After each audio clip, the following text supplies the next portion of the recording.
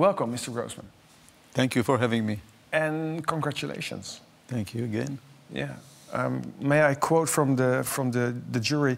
Your work is about understanding human beings from within, seeing the other with compassion across the borders of war and history. I think this is what writers should do, what human beings should do. And since we consist of many others, I think it's a process of just stop resisting understanding the other. Because usually when we are in a clash with someone, we entrench and we no longer listen, and we just throwing at the other one our quotations and our text and our narrative, which is a word that I really despise, because a narrative is a human story that is frozen, so I feel. And what we should do is just to melt this narrative, the frozenness of the narrative. Okay, and how do you do that? Stop resisting, melt the narrative as a writer? Just trying to tell the story of the story of the other with your own words, and then with his or her words. Just allowing something that is stiff to flow. Not to resist listening to the other. I come from a zone, the Middle East, which is a place where people totally do not listen to each other. They are trapped within their own narrative. And I think that part of what I can do in my political writing, and even more so in my personal literary writing, is to show how is it done? How can one start to feel empathy to someone that he even not hated before, but he imprisoned this other in a kind of a stereotype. Yeah, so it's about breaking down this stereotype. Can that be freeing as well? It is liberating. There is such a good feeling. When you had a thought about someone that you dislike or didn't even know, and you have frozen this other in a stereotype, in a cliché, in a generalization, and suddenly you are able to release him from this place. You are able to allow him to be, with capital B, with all the layers of human being. So also the place in yourself where you have frozen this other becomes smooth, becomes more alive, becomes more flexible. You are more open. You are not fighting this other. Okay. No, I understand what you say, and you say as a writer, but every human being, in fact, should try to do this, break down the stereotypes, stop resisting the other. On the other hand, if you have just been shelled by the Russians in Ukraine, I could imagine that it's very hard to stop resisting. Very, very hard. And I think there are cases that it's very clear that you should not listen to the other, but first save yourself, as it happens between Ukraine and Russia. This, as I said, it's an extreme example. Usually the conflicts we are facing are much less dramatic, and they leave much more room for commotion, inner commotion. Mm-hmm. But what's happening there now, you say that's a very strong thing. How should you cope with what you're saying, the stereotypes you have, the opinion you have about your enemy, about if you're in such a situation? Yeah, as I said, it's a very good example of the place where this becomes almost impossible. And I think first, this war should be ended in a very clear way, and people should mobilize themselves against the aggressiveness and the thuggishness of Russia against the Ukraine. Later, when this is over, will come the time of a dialogue between the two parties. Yeah. I also ask this because you have lost your own son in the Lebanon war. I could imagine that also makes it very hard to understand the enemy. Of course, and again, you know, I'm not talking about the Christian notion of give your other cheek to your enemy.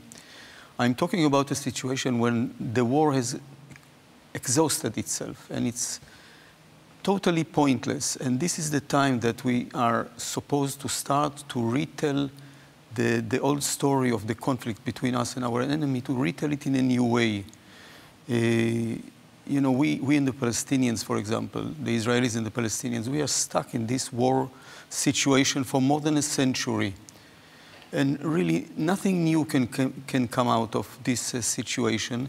And now it is the time of, you know, telling the story, the text of our conflict, the old story with new words, and being able to allow the story of the Palestinians, in our case, to infiltrate into our story. It will not weaken our Israeli identity. It will not make us less Israelis, less Jews. It will only make our contact with reality more real, not just the projection of our nightmares or wishful thinkings. Is this being understood in Israel?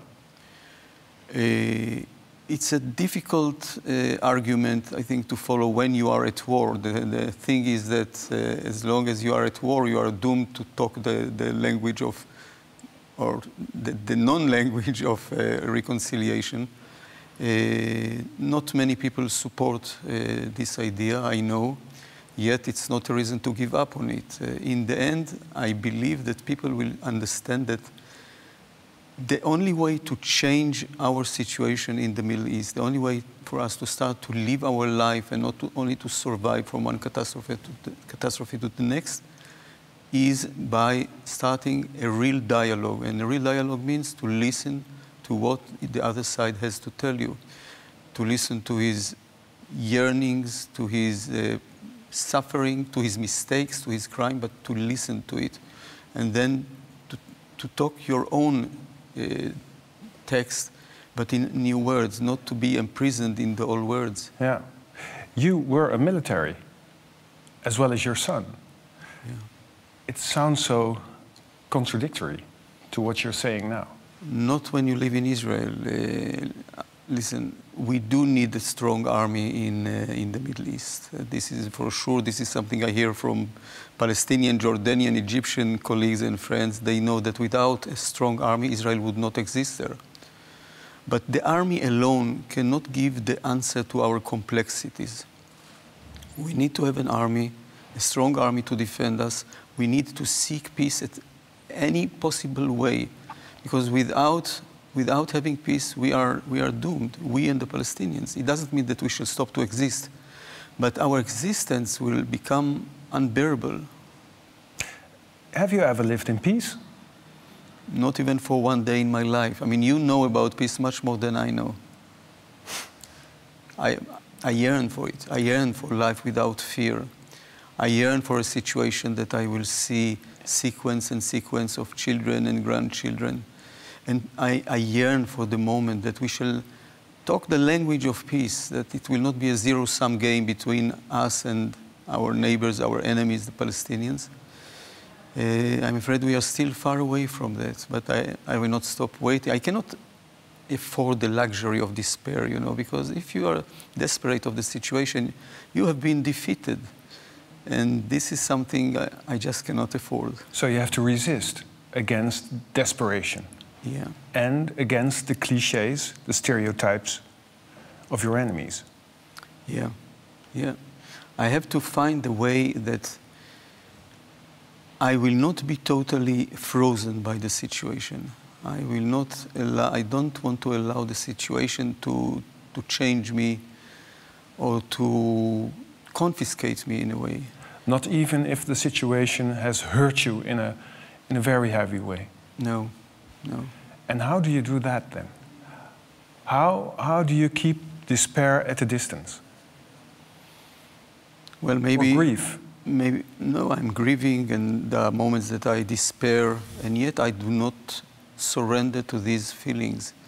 I think here my experience as a writer come in. When you're a writer and you have to describe a situation, you describe it from different points of view, not only from the point of view of the storyteller, but from the point of view of many others who are not the storyteller, who are against this storyteller. To be able to enjoy the smoothness or the flexibility of inner movement is something amazing. You know, I'll tell you a little story. May I? I'm a writer, so... Please do. When I was writing the book about the woman who flees from the news, I wrote Ora. Ora was the main female character. Yes. An Israeli woman around 50 years old, the mother of 2. And I was unable to know her. And when you write, you really have to know your characters, even in the biblical sense of it, to know someone from within. And I was really desperate because if I was not able to write, or I wouldn't have had the book. I had to give up on the book. And then out of despair, I did something that sounds quite crazy now. I wrote her a letter, just a letter, not even a mail, to Ora. Dear Ora, why are you like that? Why don't you surrender to me? And the moment I wrote it, Peter, I tell you, the moment I wrote, why don't you surrender, it hit me how stupid I was, because it's not Ora who has to surrender to me. It is me who must surrender to her being, to her ability, to the different layers of her. Once I understood that, once I stopped resisting being Ora, she almost have written herself. And again, there is such a pleasure, really, it's an enormous pleasure when someone that was stuck, that something that was rigid and arid, it opens up, and then there is the flow of literature. Yeah, so stop resisting. And still, at the same time, you are yearning for peace. Did you ever consider leaving Israel? Well, there were times in my life, and especially after we lost Uri, our son, that we asked ourselves every possible question. And part of the questions were regarding living in Israel. And the answer was clear to us that we stay. We stay because we love this place with all the criticism that we have on Israel. We want to be there, it's our home. We wish that at a certain point Israel will stop being only a fortress and become a real home. And because Israel is relevant for us, you know, I could live a wonderful life here or in France or in the United States and to enjoy life, but it will not be relevant for me. I will not feel I consist of the materials of this place. While Israel is relevant with all the problems, with all the ill-doings, with the terrible occupation of the Palestinians, with the fact that there is no dialogue with the Palestinians for so many years. But all these things happen in a zone that is totally relevant for us.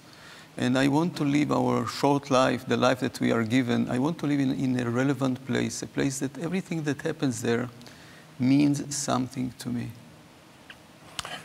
Mr. Grossman, thank you very much. Thank you.